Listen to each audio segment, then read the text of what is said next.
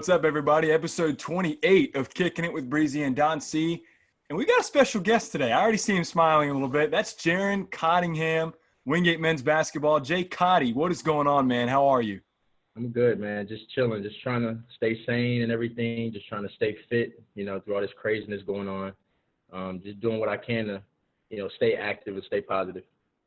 Danny, how are things on your end, man? Everything good? Yeah, man, it's good over here. It's good to be fine. I finally feel like it's summer now. Like, I don't know about you guys, but I felt so sad the whole months that we should have been in school. I was like, I want to be back. I want to be winning more championships and all that fun stuff. And then June finally hit. And I know we're at the end of June now, but I finally was like, you know what? It's summertime now. Switch that mindset. Enjoy it now. It's finally sunny out here in Charlotte. It ain't 60 degrees anymore. I can finally get a sweat in outside. So I think I finally have embraced this quarantine because now I feel like we're in summer mode. So now I just got to book me a drive to a beach somewhere close, and then I'll really enjoy the summer. You hit the nail on the head when you said, man, we miss being at school. And Danny and I can both agree, for those of you that aren't watching right now and you not getting the joy to see Jarren and interact with him, but this guy, Jarren Cottingham, JCotti, makes Wingate what it is. Danny and I both believe that. Jarren, your energy, man, is contagious, and it's good to be finally seeing you. It's been a long time, but hopefully it can be sooner rather than later when we see you again in person. So we're happy to have you on. Appreciate it, man. I'm glad to be on. So to get things rolling, really, we just want to go and touch on your basketball career, obviously, being that you still got 2 years left of eligibility. And we mentioned, I know you got a big smile on your face thinking about that. Getting 2 more years to ball. But take us back, man. Take us back to the little tyke days when you first got a ball in your hand, through middle school, high school. What's been your basketball journey in so many words? Oh, man, it's funny. My parents always tell me stories about how when I was a baby, my dad used to take me to the gym with him. I used to be in my car seat, and I used to sit on the sideline and just watch the guys go up and down the court, back and forth as a kid. And then as I got to an age where, I can remember, I had a playpen, and then I had a little Tex hoop right outside my playpen, and I used to sit there and play with that like every single day. And then it got to a point where I found out how to climb out the playpen and get the ball, and then just started playing outside the playpen and just never got back in. So that's how that all started. And then, one of the things I remember vaguely is that my dad as a kid, he never picked me up to score a basket. And you see a lot of guys do that with their kids. They pick their kids up and put them at the hoop and let them throw it in. And my dad never did that with me. He always, taught me the importance of working for every bucket and stuff like that as a kid, even as a toddler. And then, that work ethic, that translated over into middle school, high school, even to college. But that's pretty much how basketball started. I just started, my dad used to take me to the gym every Saturday and Sunday morning. And, those same guys that he used to play ball with back in the early 90s before I was born, he still plays with those guys when we go back to Cincinnati in the 2020s. So. That's awesome. So it was never easy buckets for you. It was always tough. You had to earn it. Always, man. Growing up with 3 brothers, nothing was easy. I promise nothing was easy. I love that. You mentioned your dad, man, and I know that seeing on social media too, Father's Day was yesterday, and you put a touching post out there for those that don't know the story about your dad. Describe that and your relationship and how that's grown over the years, because I know, speaking for myself, and I'm sure Danny for his dad as well, you grow to appreciate your parents, especially your dad, looking up to, someone like that all your life. What's your relationship like with your dad? I grew up wanting to be just like him. I see everything he does. People say I look like him, which is true. People say I act like him. Once again, when we go back home to Cincinnati, I hear all his old fellas. They always come up to me, young fella, your dad was this and that. And I'm like, man, I want to have that same kind of reputation when I get older, and kids say that to my kids. But, I just remember the week before I came to college, my dad, he got really sick, and I didn't know. And he passed out, and he almost died in my arms. And I just remember from that point forward, I cherish every moment I have with him, whether it's, whether he comes to a game or we're just sitting in the room watching film together, going out to eat together. Every moment I have with him, I cherish, and I'll do anything for that guy, man. And he rarely misses a game, and he's literally if he's not at a game, I hear him in my head, or he's watching on ESPN yelling at the TV. So I love the dude, man. That's my best friend. So what year was that when that incident happened? That was, you said, right before college. Yes, that was the summer of 2017. It was actually a day or two before his birthday. It was like a week or two before we moved on to campus, my freshman year. And I just remember he came into the house and he was like, my stomach's hurting. And I'm like, okay. And we were watching one of my high school games in my room. And he went to the bathroom and he was in there for like an hour. And I'm like, that's crazy. Why is he in the bathroom for so long? So he came out the bathroom and I had finished the whole entire game. And I'm like, this dude just missed the whole game. So he came out and he had this gash on his head. And I'm like, what is going on? So he passed out in the hallway. And I found out that he passed out in the bathroom and hit his head on the toilet. And he had a cancerous tumor in his stomach. And he was bleeding out. Whenever he used the bathroom, it was bleeding. So, that happened the summer of 17, right before I got to college. And in my head, I'm like, this dude's never going to see me play a college game. He's not going to see me graduate college. He's not going to see me have my first kid, get married, or none of that. All that stuff came to my head at that one point, but I'm just glad he's here still. So you definitely, going from that, moving into college shortly after, what were those first months of college like, not being, I guess, right with your dad, even though you're close, but being on your own? What was that like, especially having that experience where you almost lost him? Oh, man, it was I got homesick quite a lot when I first moved onto campus. I like you said, you said it right. I missed him a lot, not being around him, going from seeing him literally every day to not seeing him for the first 3 months of school till we go to Thanksgiving or Christmas break, and then not seeing him again until spring break or summer break.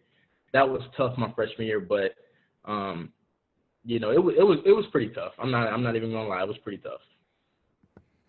Yeah, Jay, that's crazy. I know for me, my dad obviously has had a giant impact on my entire life, obviously, but my athletic career the most, right? In terms of being there, supporting you, looking up to him. My dad never played tennis. I was the only one in my family to play tennis. So it was hard to find motivation with, family past and things like that. But for you, obviously growing up, trying to follow in your dad's footsteps, what were kind of some of your inspirations, that drove you to play the way you do now? For me, you're the Russell Westbrook that I've seen in person. You play with that attacking mindset, crazy work ethic, and you go for the neck, right? I'm sure what happened with your dad drove you to play that way. But what are maybe some other inspirations, some motivations that drive you to act and play the way you do? The biggest one I would have to say is, growing up, I had everything I wanted. If I asked my parents for it, I got it. But I never want my parents to have to feel like they have to give me everything. I want to be the one that gives them everything. So my parents not having to work, that's my biggest inspiration. That's what drives me the most. But then you have guys like Russell Westbrook, Kobe Bryant, rest in peace, Mahmoud Abdul-Rauf. A lot of people don't even know who that is. It's one of my favorite players of all time. I look at guys like that, especially Mahmoud Abdul-Rauf, because he's a smaller guy. I'm only 6 feet. He's 6 feet. And we attack bigger guys with effortlessly. Like, there's no fear. And then you look at guys like Kobe. The same thing with him is he loves road games. He loves negativity. I love negativity. I love when people say things about me and I can prove them wrong. Russell Westbrook, the same thing. His fearlessness and his fierceness on the court every single night, that's something I look up to. And I've been looking up to that since I was a kid. Since I first found out who Russell Westbrook was, I've always looked at the way he played and was like, that's what I want to do every single night. If I'm not playing well, just give 100% and go my hardest, regardless of how well I'm playing. Was there a moment in time, Jay, when, of course, saying all of that, hearing that is awesome to hear as a sports fan and as a competitor, but Was there a time where you realized that that dog mentality surfaced? Did it happen in college? Did it happen in high school? When did you really feel like that you became a killer on the court? Because Danny and I both know, and a lot of people that haven't seen you play, once they see you play, it's evident, man. You're always 100% straight towards the rim. I love it. I would have to say it happened during my senior year of high school. I remember my freshman, sophomore, junior year, I've always played with guys that were studs. My junior year, I played with the all-time leading scorer in my high school, Avery Metcalf. Great player, phenomenal player. And then I had other seniors that were almost as good as him. So me coming in onto that team, my junior year, I felt like I took a back seat. And my parents always told me, they were like, you seem like you took a back seat. You don't have to be the best player, or you don't have to take a back seat just because you're not the best player. And that always hit me. So when I got to my senior year and I was the guy, I just decided I was always going to go out there and just tear my opponent apart, with sportsmanship, of course. But just do whatever I can to, take over the game and make sure we win.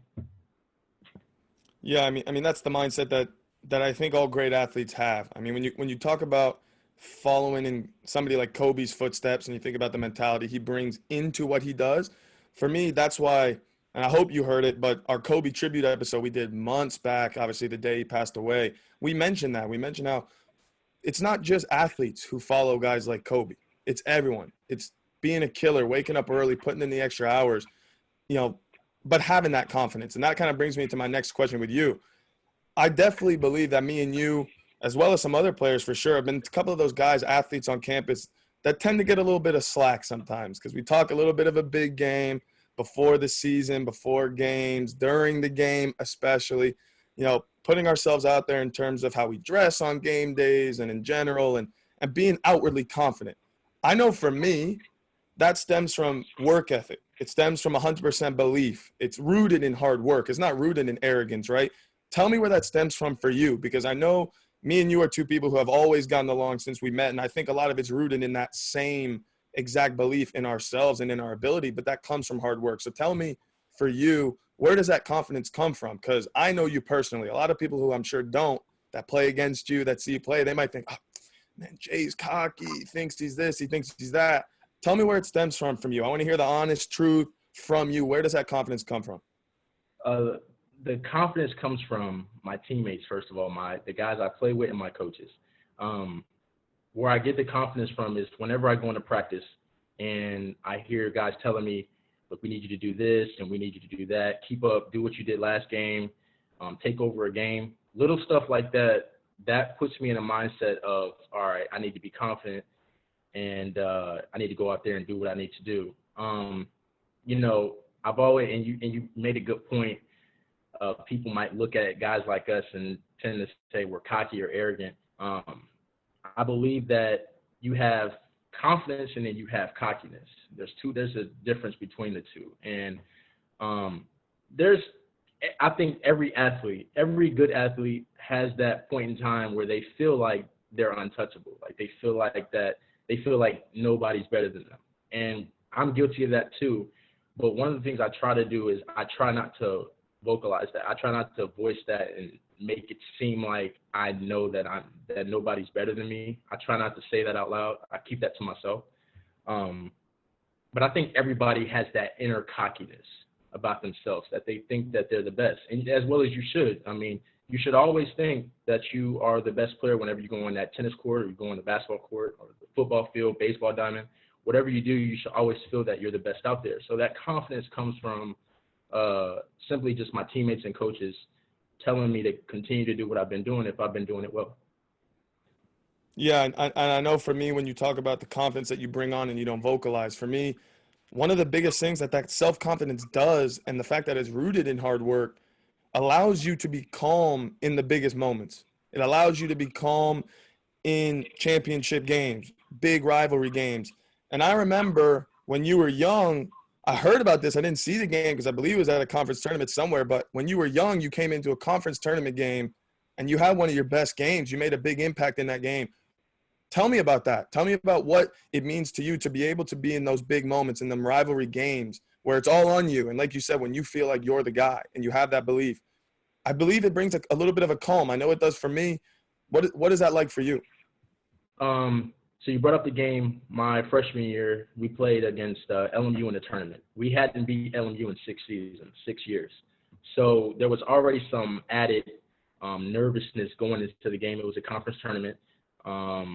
We knew that we needed to win that game to advance. It's a win or go home. But the biggest thing about that game was that Marco Haskins, our best player, our guy, he injured his elbow the week before, and he wasn't playing the same. He wasn't taking nearly as many shots. He wasn't handling the ball as much as he used to. And also the week before, I was put into a starting role. I hadn't started a single game.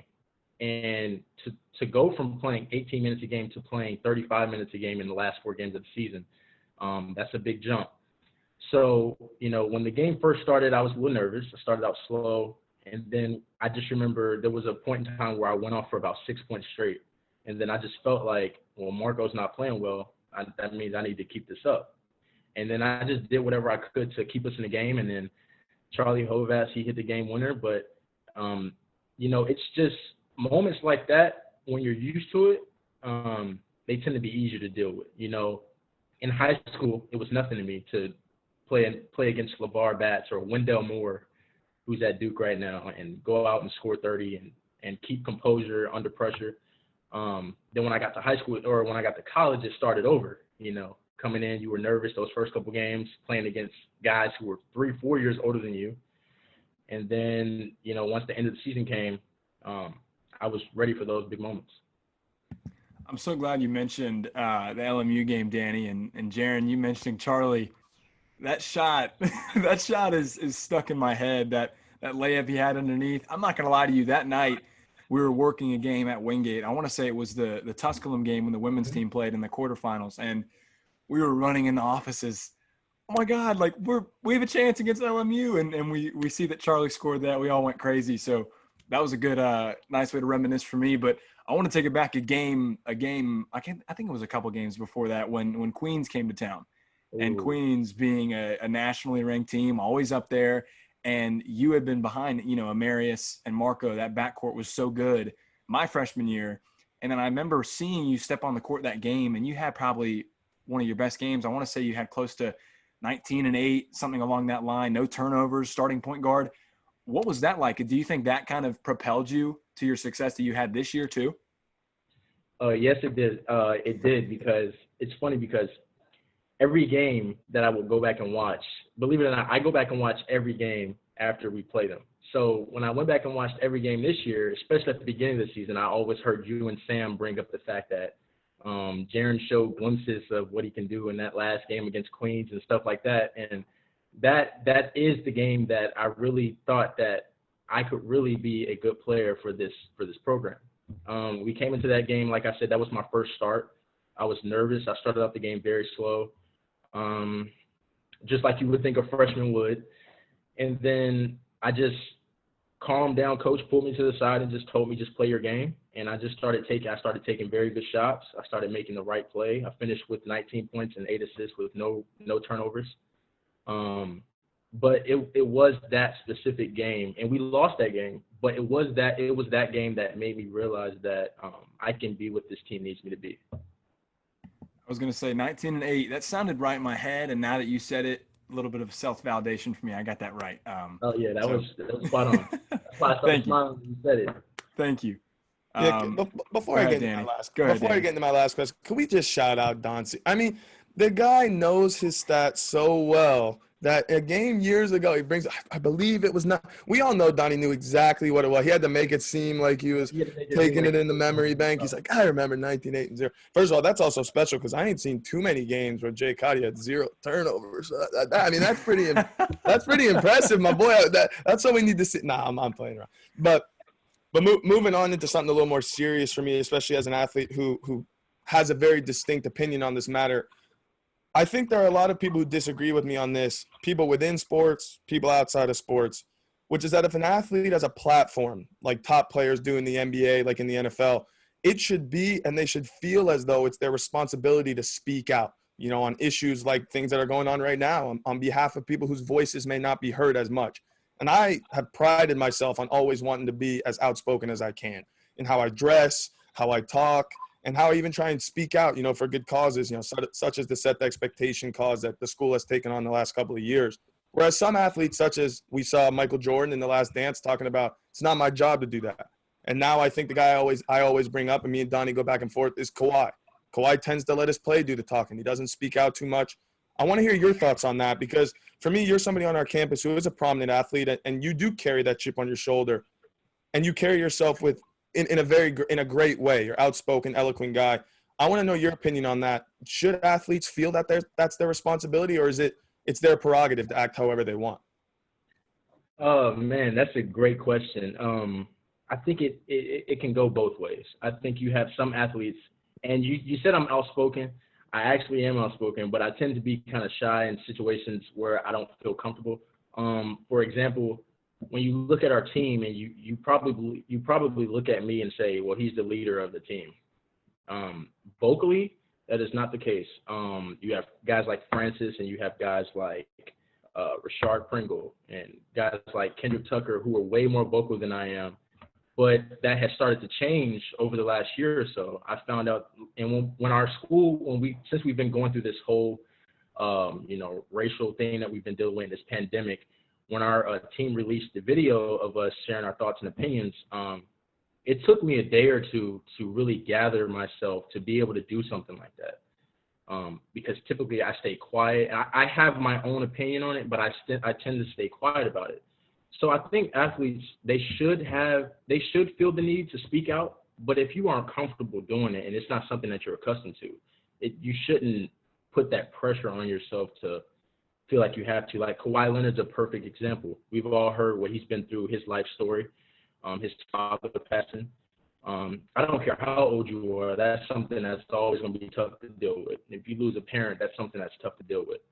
So, somebody like him, I can understand if he doesn't feel the need to want to open up publicly. Jarren, I think you, as you do a lot of the time, you hit the nail on the head, man. I think that a lot of athletes, as Danny mentioned, have that need to speak out. But at the same time, as you referred to, if you're not going to be comfortable and you're not going to say what really needs to be heard, and you're just kind of following and trying to just go with the grain instead of against the grain, you could say something that you may not really believe or that may come off in a different way. So I think that you hit it perfect. It's a balance of, comfortability and uncomfortability. So always great insight on that. You literally mentioned CO as right before I was about to ask you a question about him. Some quick hitters from me and Danny. What's your relationship like with CO? I mean, y'all are literally Batman and Robin, as you always refer to. What's it been like, especially him being at Cox Mill and you playing against him in high school? Take me back to the early days of young Cotty and young CO.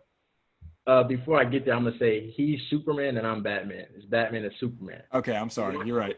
For once they team up together. But I met Francis literally the first day I moved to North Carolina in 2013, I believe it was. I think I was in the 7th grade. The first or second day I moved here, I went to play with one of my guys, my dad's cousin, or my cousin as well. He coached in this league that they played in. And, I wanted to play. I love basketball, obviously. I wanted to play. And I got put on this squad with Francis. And then the first day, we were doing this zigzag drill.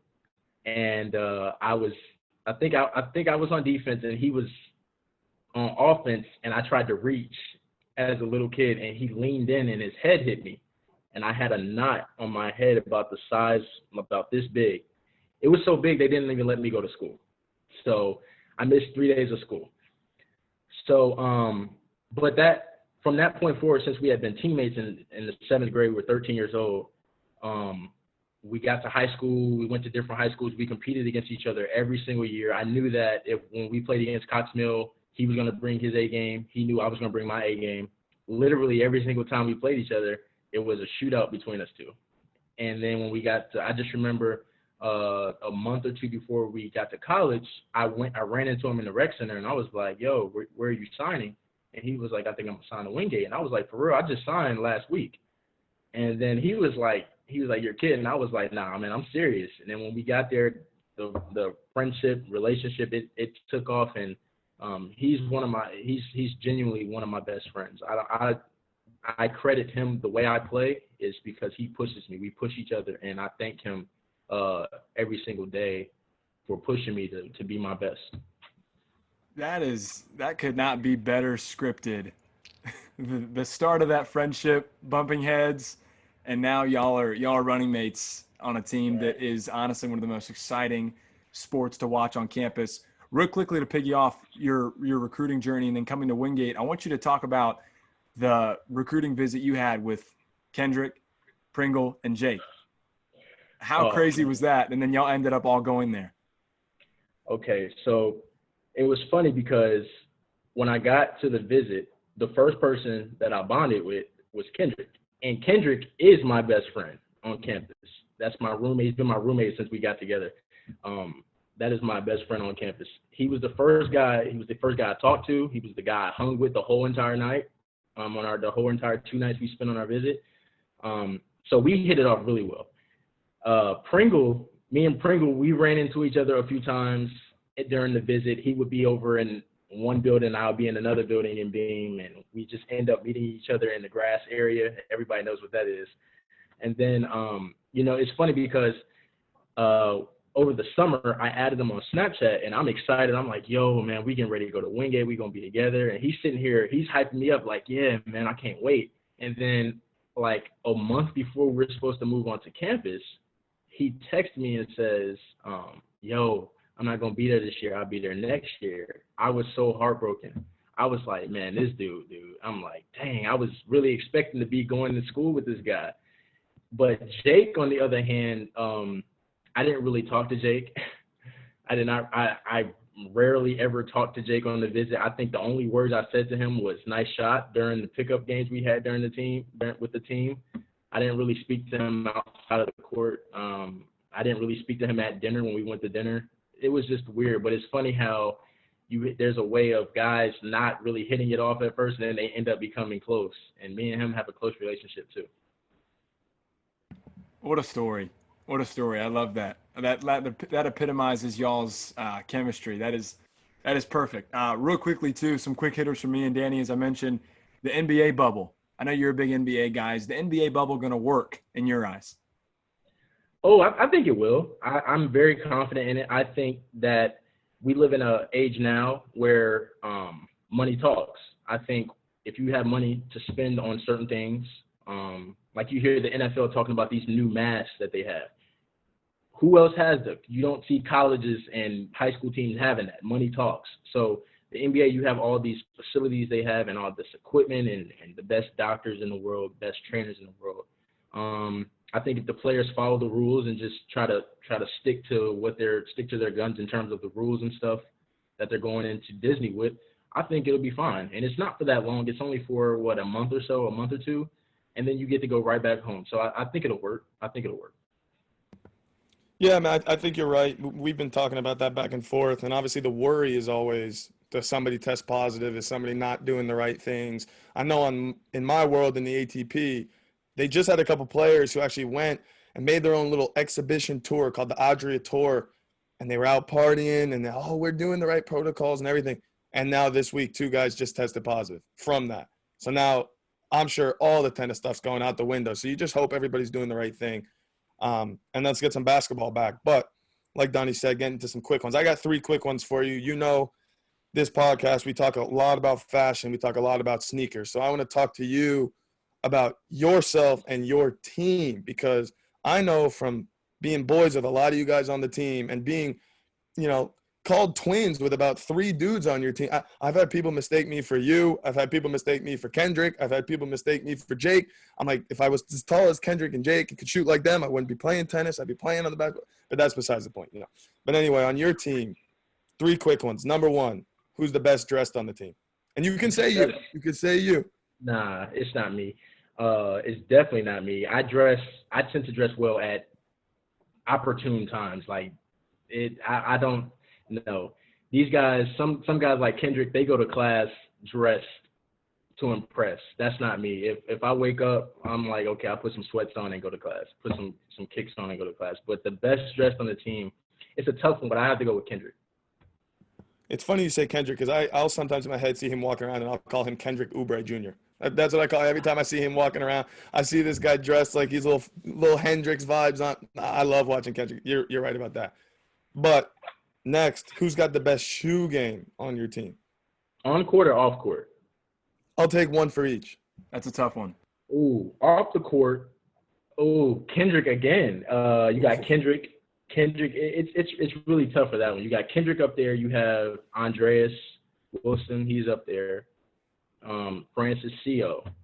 is up there. I will have to say those three guys are at the top of the top when it comes to shoe game off the court. On the court, Kendrick as well is up there. Francis, myself, I put myself in that list. Donnell, he has quite a few pair of some nice Kyries. But I have to say it's between and Andreas as well. Oh, and I can't forget Bug. Pretty much the whole team has an arsenal of shoes that they can go to. So it's hard to choose, but we all have our special kicks that we can wear a different pair every game. So I have to put everybody in that list. I was just about to ask you, Jay, with the shoe privileges. I know I always joke with Coach Kirk and Coach Good. How does that work? How are you guys? What's the rules when it comes to picking your own shoes or wearing the team shoes? Oh, well, there's really no rule when it comes to picking our own shoes. We can wear whatever shoe we want as long as it's Nike or Jordan. But the biggest rule is known as the CO rule, and it's because our freshman year, this dude had about 10 pairs of shoes in his locker, and I'm in the locker right next to him, and he's probably gonna come at me crazy when I say this, but there's been times where I would go into the gym late at night after we've had a practice, and I would see his shoes in my locker, and I'll be like, dude, you got your own locker. Fill your locker up. Stop putting them in mine. But he started that rule, and Coach made a rule that we can only have, I think it's either 3 or 4 pairs of shoes at a time in our locker. So the rest of our shoes we got to keep at home. I was guilty of that too. I would have, I had 3 pairs of Why Nots, and then I had 2 pairs of Kyries, and then some other Jordans I had. So I had to, figure out what shoes I wanted to keep in there. And there's been times where we had a game, I left the shoes that I wanted to play in my room and had to go back and get them because of that rule. Thank you, CO. I love that the CO rule. That's great. I'm sure if my coach was listening right now, we would have an exact same rule put in place called the Breezy rule, because I know I got at least 10, 12 pairs of shoes, and including off-court shoes. Oh, man, that locker wasn't nearly big enough for me. But when you talk about all those guys, they all got great shoe games. You got to tell me, in your opinion, who's got the number one nicest pair of on-court and who's got the number one nicest pair of off-court shoes on your team? I got to hear who it is and what the shoe is. Oh, that's a good one. Francis had a pair of Sandy Cheeks Kyries. So glad you mentioned those. Those were fire. I think that those might have been the best shoes that we had on the team. Kendrick had a pair of Lucky Charms Kyries our freshman year, but he got injured, so we never got to see him. Myself, I had these Why Nots, the Russells, the All-Star games, and they're probably one of the most comfortable pairs of shoes I've ever played in. They're very comfortable.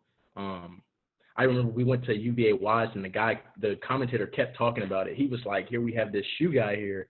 We almost had a nice pair over here. He fell into us, shoe guy. But I have to give it to Francis. I think Francis and those Sandy Cheeks Kyries, I think those are the best pair of shoes on the team. Off the court, the best pair of shoes I've seen is Kendrick. He had these De La Soul. He had these De La Soul Air Forces, and I'm telling you, I never seen them. I never got to see him wear them because he never wore them. They would just sit under the bed, and I'm like, yo, you gonna wear a fit with those or something? And he would just pull them out the box, put them on his feet, look at himself in the mirror, and then put them right back in the box. And I'm like, man, those kicks are fire, man. It's funny you say that because I'm the exact same way, and I try not to be with my Travis Scotts. I'm like, man, I gotta wear these. I can't just take a picture in them. Like I posted them for the Woospies picture I posted on IG, and I was like, man, I gotta bring these out. I can't just keep leaving these in the box. But staying on the shoes, last question talking about shoes. What's one shoe you're looking to get in the next few months, whether to play in or just to rock? Ooh. You know what? I used to wear Kobe's a lot. High school, I had about 3 or 4 pairs of Kobe's. And then once I got to college, I started developing these ankle problems. And I love low tops. Everybody knows I love low tops. So I kind of gave the Kobe low tops a rest. But thanks to my trainer, I've developed some strength back in my ankles so I can start wearing those low cuts again. So I'm thinking about getting a low type mid cut. I'm thinking about getting a pair of Kobe 4s, looking for a colorful pair of those. I loved the Kobe 4s when they first came out. I remember watching him wear those in the NBA Finals. Those were one of my favorite pairs of Kobe's. And then off the court, you have a lot of guys that like Vans. I like Puma. I love Puma kicks. I love them. I actually just got a pair of these orange warning Pumas 2 weeks ago. Very, very vibrant orange, and I love them. So, I keep my eyes peeled for anything, and if I like it, I'll get it. I like that. That was a good answer. The Pumas. People sleep on the Pumas. If you get a nice pair of suede ones, the off court, they look good. I'm trying to pick up those new Rude Pumas that just came out, man. Those are crazy. So I might have to grab. They're pretty crazy. And I also love how Jay talks about an all orange pair of shoes. I think I've seen Jay wear an all colored pair of shoes in every color in the rainbow. I always see him. I'm like, all pink, okay, that's Jay. Oh, I'm driving that all green, gotta be Jay.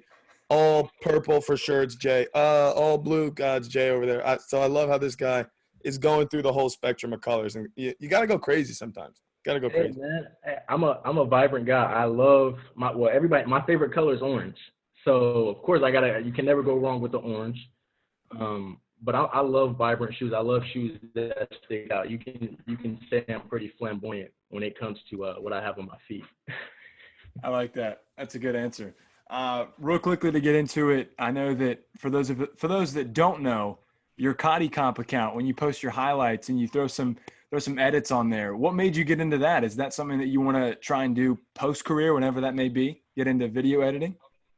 Actually, it is, but I have to give credit to, there's this Instagram page called Dunk Comp, and it features a lot of NBA highlights, and it gave me an idea, and I'm like, okay, well, there's some people who don't watch the games. There's a lot of people that just want to watch highlights. So why not just do highlights? So I was like, okay, so after each game, I'll just go back, get the highlights from the film, and I'll just set up a highlight. And it is something that I look at as an outlet. Sometimes I get bored and I'm like, I just want to make a highlight video. I can see myself doing that post-playing career. But for right now, I just do it for the enjoyment of just putting my game out there, being able to put other guys' games out there. I did one for CO, did one for Pringle, Boogie, just giving us an outlet to show off our abilities. That's it. One other question I have for you. If you could pick one guy in the NBA besides Russ, because we know that's the obvious answer, that you play most like, who would you say? Oh, that's a good question.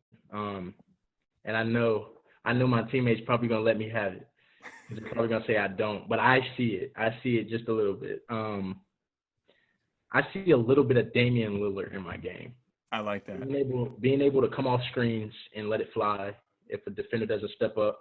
Being able to get through creases in the defense, like guys trying to, after you come off a screen, they try to double or they try to hedge hard, and being able to split it and get to the rim and finish. I see a little bit of Damian Lillard in my game. I don't think I shoot the outside shot enough to be like Damian Lillard, so I would stick to Russ. But Damian Lillard in terms of being able to come off those screens and being able to spot up if the guy sags off and stuff like that, and let the defense have it.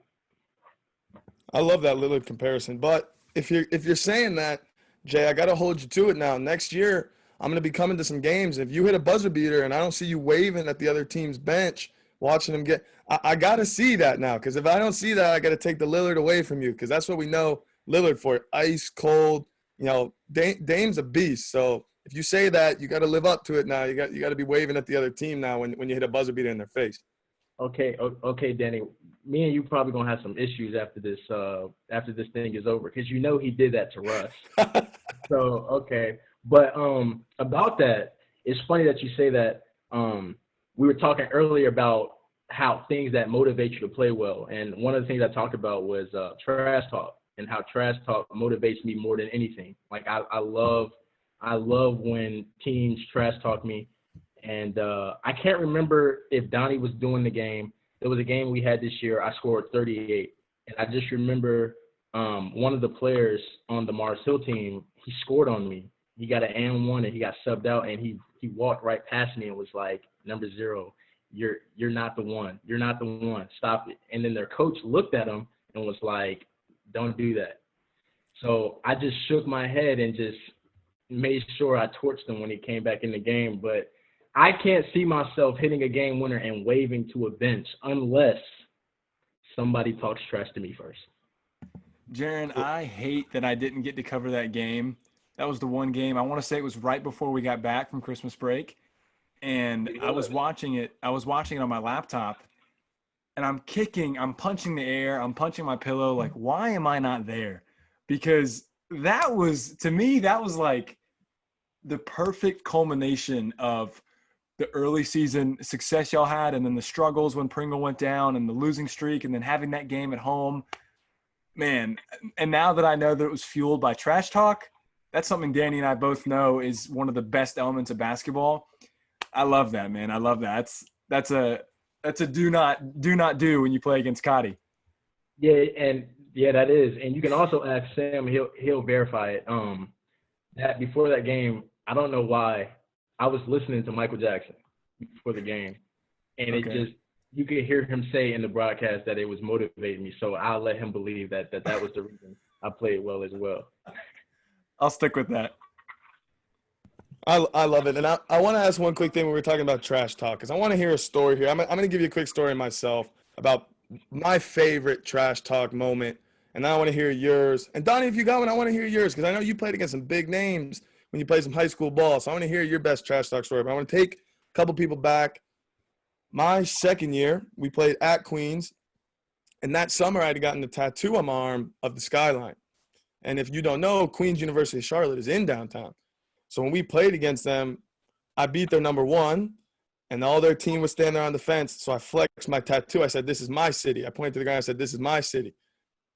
We ended up losing that match 4-3, unfortunately, on a 7-6 in the third match that my boy Matt Jones ended up losing in the last match. Crazy match. But we ended up losing that match. And one of the guys posted a video of winning the match point, the kid who won. And a kid that I really don't like on the Queens team to this day commented in quotation marks, "This is my city." I was like, okay, all right, now we're going. And I'm not patting myself on the back because it is a damn team effort. But I am happy to say that after that point, Queens didn't win another match against the team that Danny Belcito played for. So I will reiterate it for the Queens guys that may tune in. This is my city. So that's my favorite trash talk moment that I had.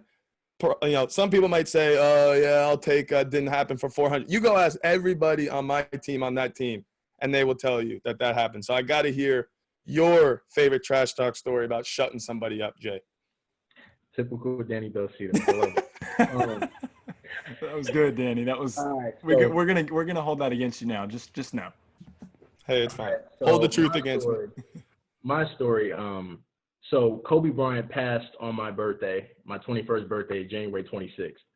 So there was a little bit added motivation going into the next game against Coker. And on that, when we played Coker, they also had a tragedy that struck their campus. One of their students had got shot and killed. So everybody was at the game. It was a packed game, packed house. And their student section sits right next to our bench, like legit right next to our bench. So I started off the game, once again, slow, and somebody had to fire me up with saying something silly. I wasn't shooting the ball well, and when I'm on defense back on their end where their student section is, one of their students says, "Hey, Jarren, you shoot just like your daddy." And I'm like, you don't even know my dad. And then I realized they were talking about Russell Westbrook. You know, people say he can't shoot. He was like, you can't shoot like your daddy. Or he says you shoot like your daddy. And I'm like, okay. So the second half comes, and I wasn't, like I said, I wasn't shooting the ball well. And I just completely just took over the game. And I just remember one of the guys towards the end of the game, he was like, hey, Westbrook. And I looked right at him, and I was like, what? And then I just started doing this the whole time. We were up by like 5 with like maybe 30 seconds left. I was like, it's over, Doc. Just quit. That was you know, that was fueled by Kobe, and then him saying something like that. So, you know, that's my favorite trash talk story. That is another next level. You should write these down, Jarren, and make a little short story book out of them, because when your career is said and done, I'm sure there's going to be a lot of them to put in there. My trash talk story, you know, it's tough because Danny did mention, as you guys see, I was a hooper, but I trash talk, but it was very selective. It was never a game where, or like a moment where I'd sit there and say, okay, I'm going to get in this guy's head. I'm going to talk to him the entire game. It was more so just when I was feeling it, when I wasn't feeling it. And as Danny said, I always thought about the negative of me saying all this stuff and then looking up at the scoreboard and saying, oh, maybe I shouldn't have said anything. But I will take you back. My one time that I can really pat myself on the back in high school was my senior night. I set a school record. I hit 7 threes against one of our conference rivals. And I remember when I started the game, you know, it's Jarren, of course you can attest to this, Danny too, senior night in anything is different. And I know that the highest level I got was private school 2A basketball. But for me, that was the moment like, all right, you know, this is senior night, my last home game in high school. I'm going to show out.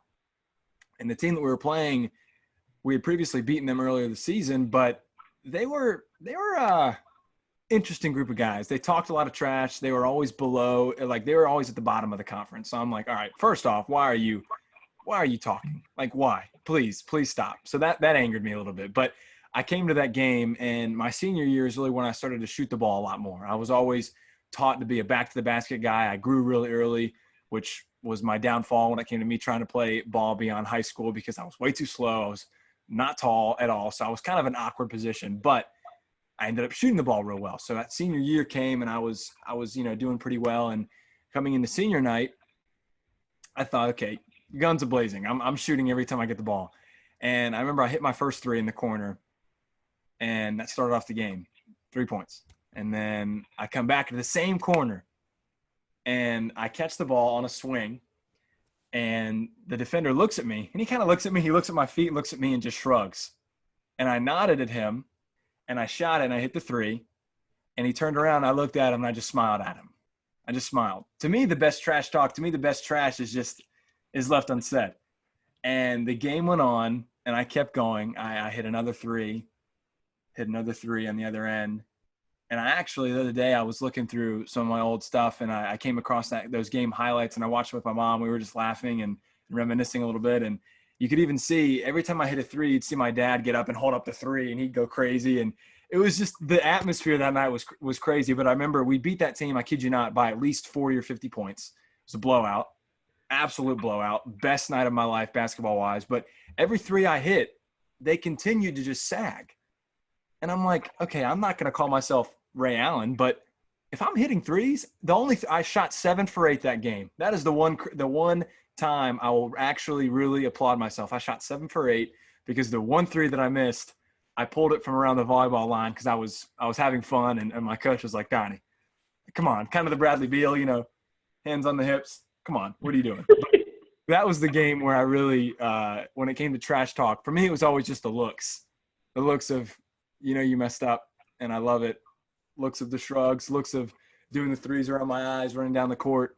I love it. I think that's the beauty of sports. So I'm glad you guys can share stories too, and appreciate my small in comparison, but at that night in time, it was pretty special. So that was a good trip down memory lane.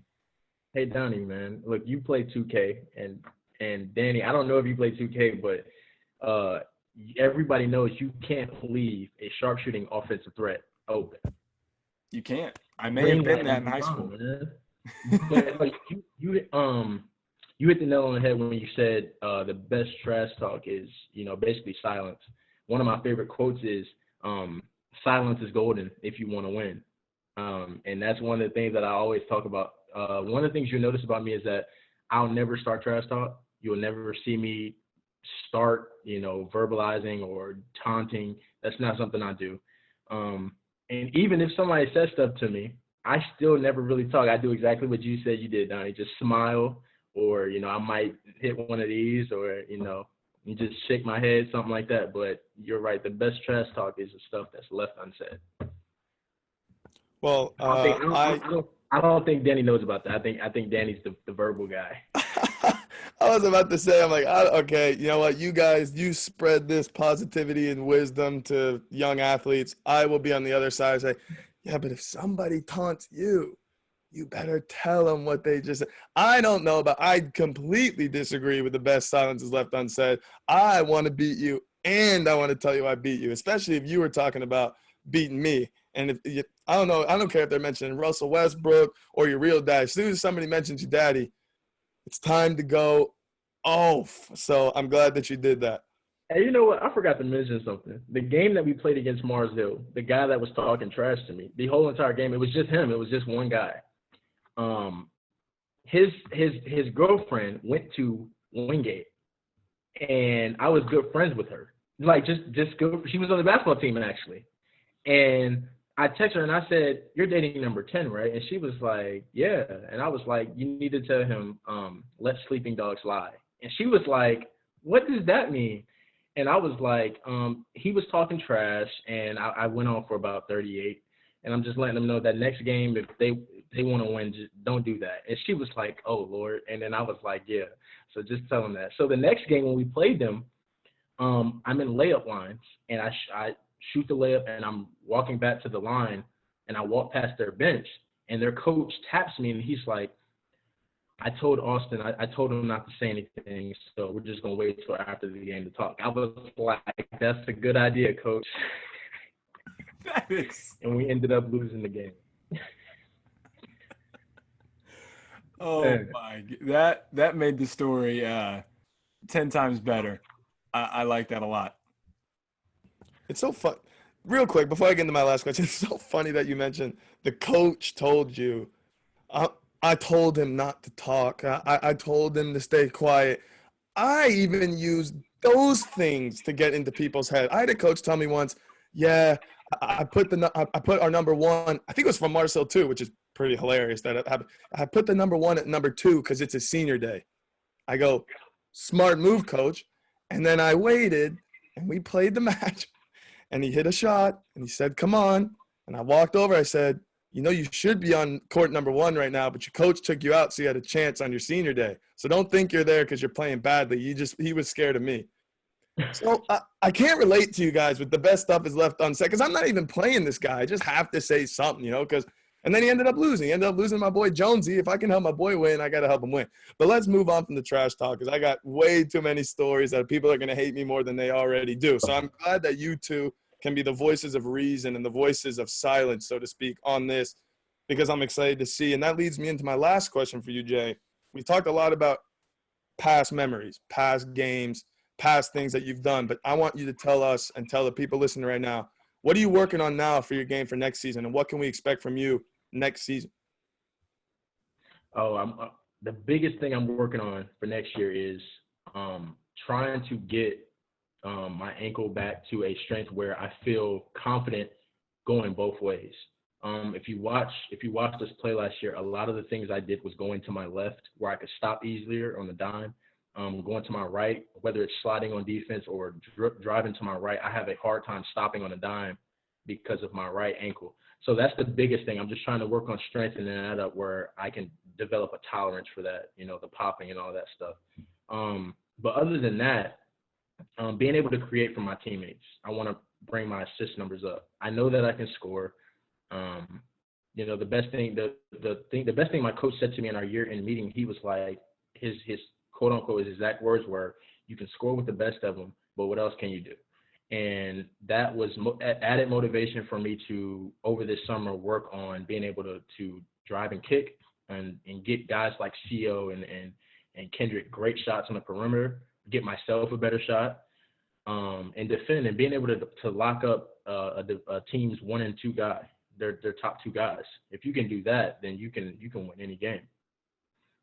And to be honest, I put a lot of blame on myself this past season for not doing that. I'm critical for blaming myself. I like to blame myself a lot and put a lot of weight on my shoulders a lot for things that go wrong. So I was the first to say that I felt like the reason the season we had, the up and down season we had, was partly due to my inconsistency on the other side of the floor. And that's something I was embarrassed about when I go back and watch games, and I just sit and watch games, and I'm like, man, this is embarrassing. This is not like me. This is not what I'm capable of doing. I'm capable of doing much better. So, me watching games with my dad and sitting here listening to him say, you got to be better constantly. And I'm like, that's embarrassing for my dad to say that, because he's never really said that before, especially on defense. So that's what I'm trying to work on more is being better defensively and being better getting guys open shots. I know once, God willing, we get a basketball season this fall, you've got 2 of the biggest fans probably in your corner with me and Danny. Jarren, we can't wait to see what you guys put together as a team, the recruiting class y'all bringing in, guys that are coming back. Personally, one of the guys that I can't wait to see is Pringle. I think we all know that after he tore his Achilles. I mean, have you been in contact with him about his rehab? Yes, I have. Actually, it's funny that you mentioned Pringle. Me and Pringle talk literally every day. That's awesome. Every single day. I remember the game he tore his Achilles. It was another one of those games where nothing was going our way. We stayed in the game. It was a close game, but it felt like every single time we needed a big play or a big stop, the exact opposite happened. And then I just remember when he tore his Achilles, I was sitting on the bench. I don't think anybody else noticed but me. When he slipped, I looked directly at his Achilles, and it looked like this, and it stopped. It looked exactly like this. And I was like, he tore his Achilles. In my head, I'm like, he just tore his Achilles. And then when the diagnosis came back that he tore it, I was like, I just broke down. I was like, man, we needed this dude. But he's in high spirits. He's getting better. He actually told the group chat that he dunked twice about, I think it was a week ago. He's in the process of getting cleared to begin running and jumping and all that other stuff. But I'm excited for him as well. He's in high spirits. He's always constantly talking about, I'm going to come back bountier and stronger and all this. So I'm excited to have him back on the floor. I do not doubt that for 1 minute at all. I was so fun to see him play in the limited games he did last year. So can't wait for him. Can't wait for you guys to get back on the court. One final question to wrap things up. I'm taking this from probably one of my favorite podcasts besides our own, All the Smoke with Matt Barnes and Steven Jackson. They always close the show by asking, do you have any plugs? Do you have anybody that we could talk to for our next guest? Who would you recommend to come on to Kickin' It following you? Because, you got big shoes to fill, but do you think anybody could fill your shoes as our next guest? Ooh, man, that's a good one. You know what? At first, while I'm thinking, I'm gonna say I appreciate you saying I have big shoes to fill. That makes me feel really good. So I appreciate you. You know it. Have you guys Lorenzo Harrington, former Wingate star? He actually played in the NBA. Actually got a chance to guard Kobe quite a few times. I think he might be the all-time leading scorer in Wingate history. He's played in the NBA, like I said before. I would have to look. I have a lot of guys' numbers, so I would have to look. But I have your guys' numbers, so it's no thing just to shoot you guys a text and say hit this guy up with this guy's number. So I always look out. That is beyond okay. That's perfect. We cannot wait to continue to stay in contact with you, Jarren. Danny, do you have any final words as we wrap up episode 28?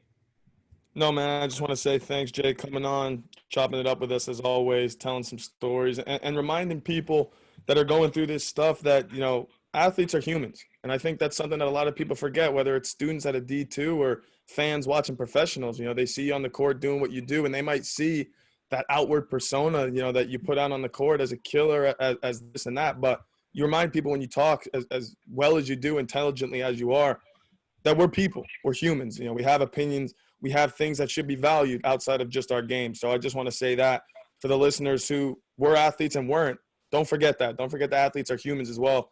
and we have opinions and we have stories that are very similar to your own. So I think that's the most important thing I get every time we do these, is that athletes, non-athletes, we all go through the same thing. We deal with the same anxieties. We deal with the same expectations for ourselves. And it's up to us to overcome those things, just like we overcome injuries like you have, like Pringle is, as you mentioned now. Those are just things that make us, that's why we're the same breed. We're all the same species. We all feel love, and we're passionate about the same thing. So thank you for coming on, brother. We appreciated it. We will get you on very soon again, and I can't wait to see you ball out this year. Oh, man. Hopefully I can catch up with you guys. Man, Donnie, I'll see you around. Danny, I better see you around. You're going to see me around. Don't worry. But, I mean, I love you guys like brothers, man. You guys are truly great friends of mine. I appreciate it. Likewise, Jarren. Same to you. All love, man. Thanks for coming on. Really enjoyed chopping it up with you, and that's going to do it. Episode 28 of Kicking It with Breezy and Don C. Jarren Cottingham, Danny Belcito, Donnie Sherrill. Peace.